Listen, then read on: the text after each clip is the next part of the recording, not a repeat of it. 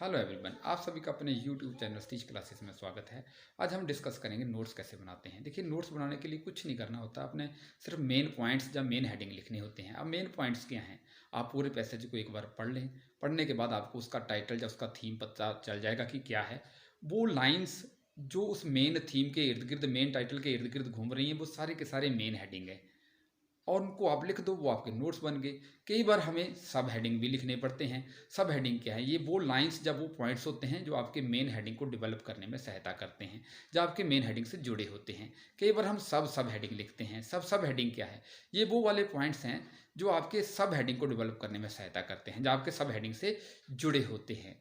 इन सभी को हम एक फॉर्मेट बना के लिखते हैं और प्रॉपर इंडेंट का यूज़ करते हैं, हमारे नोट्स बन जाते हैं। अब आप कहेंगे कि फॉर्मेट क्या है? फॉर्मेट के अंदर हम नोट्स लिखेंगे, फिर एक लाइन का गैप, फिर मेन हेडिंग लिख लिया, आगे उससे जुड़े हुए सब हेडिंग लिख लिए, फिर मेन हेडिंग 2, फिर उससे जुड़े हुए सब हेडिंग, फिर मेन हेडिंग 3, फिर उससे जुड़े हुए सब हेडिंग। तो कई बार हमें देखिए, जैसे इंडेंट का क्या मतलब है? प्रॉपर जगह छोड़ कर लिखना। जैसे मान लो हमने मेन हेडिंग 3 लिखा, तो उसके सब हेडिंग आगे 3.1, 3.2, 3.3, ये आगे सब हेडिंग। आगे मान लो 3.3 हमारा जो सब हेडिंग है, उसके दो सब हेडिंग निकल आते हैं, तो उनको कैसे लिखेंगे? थोड़ा सा जगह छोड़ेंगे हम, थोड़ा सा सरक जाएंगे। 3.1, 3.3.1। 3.3 का क्या मतलब है? 3.3 का मतलब ये हमारा तीसरे वाला सब हेडिंग है, उसके सब हेडिंग। तो दूसरा सब हेडिंग कैसे लिखेंगे? 3.3.2। तो ये आया उसका सब हेडिंग। मतलब मेन हेडिंग लिखा, फिर सब हेडिंग कहाँ पे लिखा? थोड़ा सा हम अपना जो है दाईं तरफ सरक गए, वहाँ पे हमने लिख दिया सब हेडिंग। सब हेडिंग कहाँ लिखा? थोड़ा सा और दाईं तरफ सरक गए, वो आ गया हमारा सब हेडिंग। इसको कहते हैं इंडेंटिंग, प्रॉपर जगह छोड़कर लिखना। फिर एग्जामिनर चाहता है कि आप एब्रीविएशंस का भी यूज़ करें। अब एब्रीविएशंस के अंदर क्या होता है? देखिए, एब्रीविएशंस आप स्टैंडर्ड एब्रीविएशन यूज़ कर सकते हैं। गवर्नमेंट के लिए आप जीओवी लिख सकते हैं, साइंस के लिए आप एससी लिख सकते हैं। आप वावल ओमिट करके भी एब्रीविएशन बना सकते हैं। जैसे मान लो आपने कोई भी वावल डिलीट कर दिया, तो आपका एब्रीविएशन बन गया। जैसे कमीशनड के अंदर आप वावल डिलीट कर दो, तो CMNSD लिख दो, ये आपकी एब्रीविएशन बन गई। आप first few letters of the words लेकर एब्रीविएशन बना दो। मिनिमम के लिए MIN लिख दो। आप फर्स्ट फ्यू और last few letters of the word ले सकते हैं। जैसे मॉर्निंग के लिए MNG लिख दो। आप few letters of the word लेकर भी एब्रीविएशन बना सकते हैं। मैन्युफैक्चरिंग के लिए आप MFG लिख दो। आप स्टैंडर्ड सिंबल्स या अर्थमेटिक सिंबल या स्पेशल सिंबल का भी प्रयोग कर सकते हैं। ग्रेटर देन लिख दो, लेस देन लिख लो, एट द रेट लिख लो, परसेंटेज के लिए परसेंटेज का साइन लिख दो, एंड के लिए एंड का साइन, तो आप इनका भी यूज़ कर सकते हैं। आप जो एब्रीविएशंस लिखेंगे तो उसको एक बॉक्स के अंदर बंद करेंगे और उसके बाद आप टाइटल भी लिखेंगे। एग्जामिनर चाहता है कि आप टाइटल लिखें, फिर आप समरी लिखें। देखिए, जब नोट्स बनाते हैं तो किसी भी ग्रामर का यूज़ नहीं होता। कोई भी helping verb, is, am, are, was, were, will, shall, कोई प्रयोग नहीं करना आपने। कोई ग्रामर का यूज़ नहीं होता। कंप्लीट सेंटेंसेस नहीं लिखने हैं और नोट्स के अंदर इररेलेवेंट इन्फॉर्मेशन भी नहीं लिखनी है। लेकिन जब आप समरी बनाएंगे, वो आपकी कंप्लीट सेंटेंसेस में होगी और उसमें प्रॉपर ग्रामर का यूज़ भी होगा। तो इस तरह से हमारी जो समरी बन जाती है। अब हम एक प्रैक्टिकल एग्जाम्पल लेके देखते हैं कि नोट्स कैसे बनाते हैं। चलिए देखते हैं कि ये एक पैसेज आप इसको देख सकते हैं। इसका ये पैराग्राफ 1 है, फिर ये पैराग्राफ 2, फिर ये आप पैराग्राफ 3, फिर ये आपका पैराग्राफ जो है 4 है, और हाँ 5 है, सॉरी 4 और 4 है, ये आपका पैराग्राफ 5 है, फिर ये पैराग्राफ 6 है। तो आप देख सकते हैं पैराग्राफ 6। फिर ये आगे क्वेश्चन हमें दे रहा है, कहता है कि इसको आप रीड करके नोट्स बनाइए और एब्रीविएशंस का यूज़ करिए और सूटेबल फॉर्मेट का प्रयोग करिए। टाइटल भी बताइए, आगे समरी भी लिखिए। आप स्क्रीनशॉट लिख सकते हैं। अब मैं मान के चलता हूँ कि आपने ये पैरा पढ़ लिया। जब आपने ये पैरा पढ़ लिया तो ये जो पूरा जो है पैराग्राफ है, ये कोड्स ऑफ एटिकेट, शिष्टाचार के जो कोड्स हैं उसके इर्द गिर्द घूमता है। तो हमें इसका टाइटल पता चल गया। अब मेन थीम निकालेंगे। मेन थीम के लिए हम इस पैरे का डिवीजन करेंगे। वो लाइंस जो एक मेन आइडिया को डेवलप करें, वहां से एक मेन आइडिया निकलेगा। जैसे देखिए, एवरी कोड ऑफ एटिकेट की बात कर रहा है, ये कोड ऑफ एटिकेट की बात कर रहा है। Has 3 basic elements. Code of etiquette में कहता है ये 3 बेसिक एलिमेंट्स हैं। कौन कौन से? पहला एक है बेसिक मोरल ड्यूटीज, फिर है प्रैक्टिकल रूल्स, और थर्ड है artificial optional graces. Artificial optional graces such as formal compliments to superiors on their generosity and importance. Generosity होता है उदारता, इंपॉर्टेंस होती है महत्व, आर्टिफिशियल होता है कृत्रिम, ऑप्शनल होता है वैकल्पिक, ग्रेसियस होता है अनाज, कृत्रिम वैकल्पिक अनाज। इसका क्या मतलब है?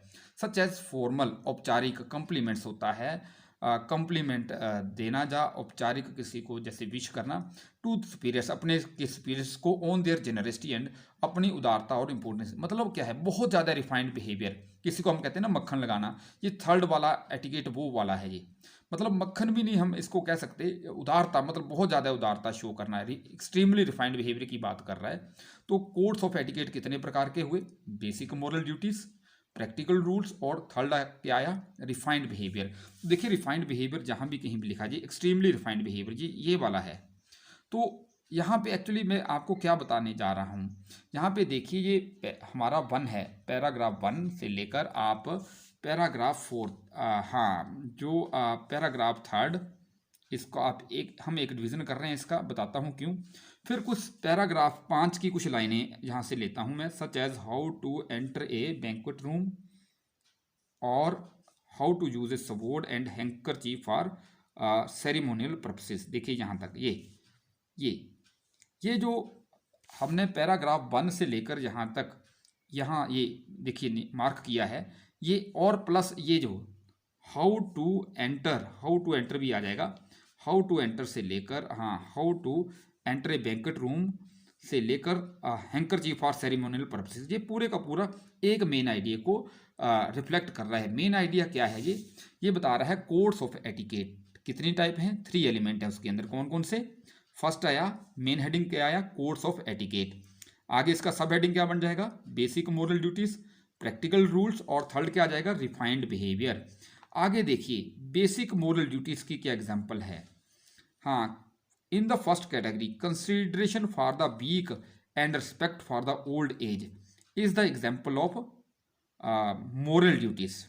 उसके बाद देखिए, हाँ यहाँ पे देखिए मेकिंग प्रैक्टिकल रूल्स की एग्जांपल दे रहा है, making proper introductions at parties, ये किसकी एग्जांपल आ गई? प्रैक्टिकल रूल्स की, जिससे जुड़ा हुआ है। देखिए ये इससे जुड़ा हुआ, अगर आप इसको पढ़ के देखें, प्रैक्टिकल रूल्स की जो एग्जांपल है मेकिंग प्रॉपर। फिर एक्सट्रीमली रिफाइंड बिहेवियर, तो 3 एलिमेंट्स थे एक्सट्रीमली रिफाइंड बिहेवियर की, जहाँ पे एग्जांपल क्या आई? हाँ देखिए यहाँ पे ये है, how to enter a banquet room, how to use a sword or a handkerchief for ceremonial purposes. तो ये पूरे का पूरा एक मेन हेडिंग को डेवलप कर रहा है। आगे इससे जुड़े हुए सब हेडिंग क्या आए? मोरल ड्यूटीज, प्रैक्टिकल रूल्स और रिफाइंड बिहेवियर। आगे इनकी एग्जांपल जो है वो सब हेडिंग में आ जाएंगी। इसके बाद देखिए अगला हमारा मेन हेडिंग क्या बनेगा? एक्सट्रीमली जो रिफाइंड बिहेवियर है, cultivated as the art of gracious living has been characteristic only of societies with wealth and leisures. जो अगला हमारा मेन हेडिंग बनेगा वो आएगा extremely refined behaviour is characteristic only of societies with wealth and leisure. ये अगला हमारा main heading बन जाएगा। फिर आगे देखिए यहाँ पे हाँ 5th पैराग्राफ में, in the 14th and 15th centuries a wealthy and leisured society developed an extremely complex code of manners, but the rules of behavior of fashionable society had little importance।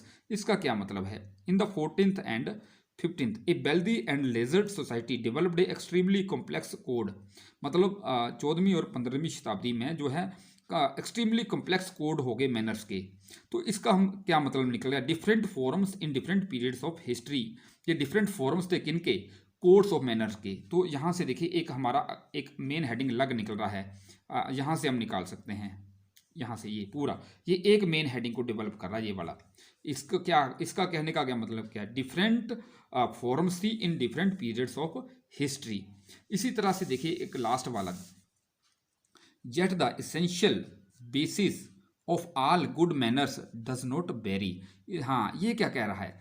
लेकिन जितना भी वो कहता है, जहाँ से भी एक मेन हेडिंग लग निकल रहा है, जितने भी इसेंशियल बेसिस हैं हर जो है गुड मैनर्स के, वो अलग नहीं हैं, ये वेरी नहीं करते हैं। तो ये एक अलग मेन हेडिंग बन गया। तो इस प्रकार हमारे इसके अंदर पूरे 4 मेन हेडिंग बन रहे हैं।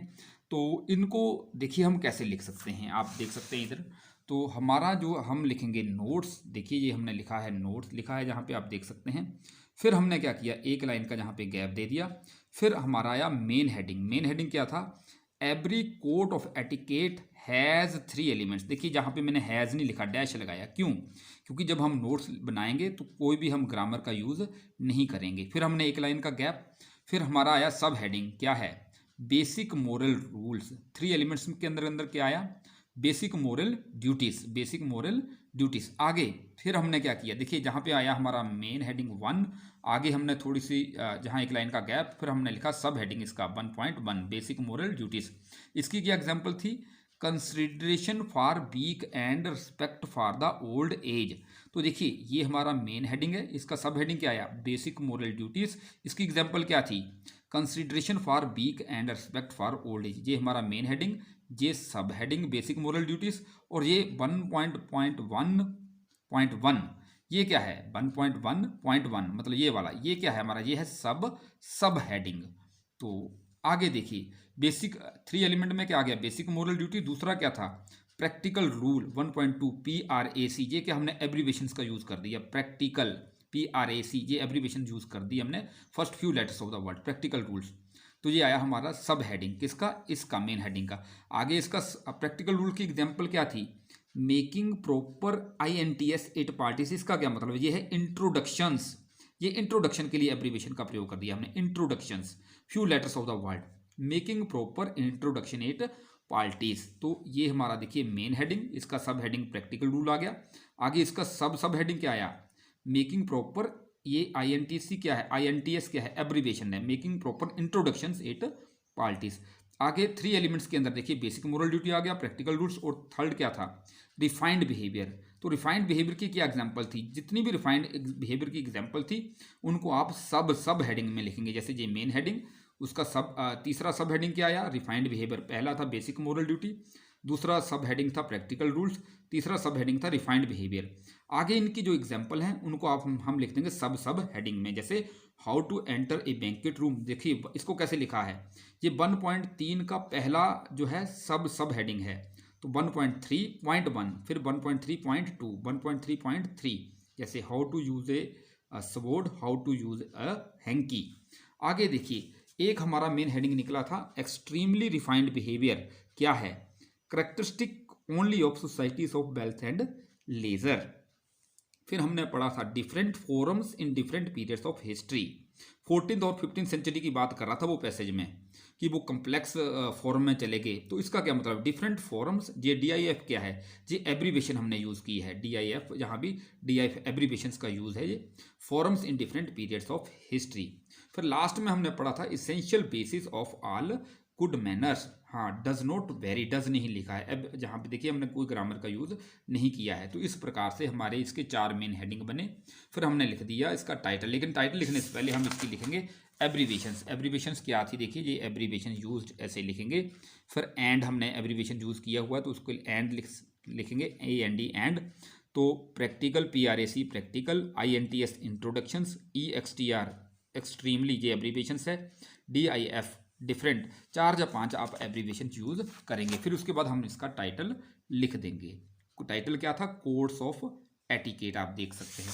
फिर इसके बाद हम समरी के अंदर क्या है? जितने भी देखिए हमारे मेन हेडिंग थे या मेन पॉइंट थे, जो भी हमने नोट्स के अंदर लिखा है उनको एक ग्रामेटिकली फॉर्म में लिखना, वो हमारी समरी बन जाएगी। तो कैसे हमने लिखा हुआ देखिए, every code of etiquette has 3 elements, basic moral duties, practical rules and refined behavior.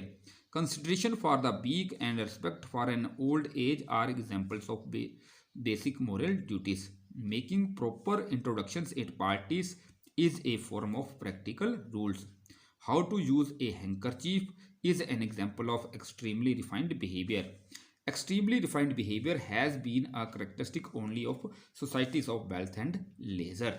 The refined behavior has different forms in different periods of history, but the essential basis of all good manner remains the same. Summary को हमने एक box के अंदर बंद कर दिया। तो summary के अंदर हमने क्या पाया? जो भी हमने नोट्स बनाए थे उनको प्रॉपर ग्रामेटिकली फॉर्म में लिख दिया, वो हमारी क्या बन गई? समरी बन गई है। तो इस तरह से हम समरी लिख सकते हैं। So thanks for watching video. इस वीडियो को शेयर करें, लाइक करें, और इस तरह की वीडियो देखने के लिए मेरे चैनल को सब्सक्राइब करें। So have a nice day.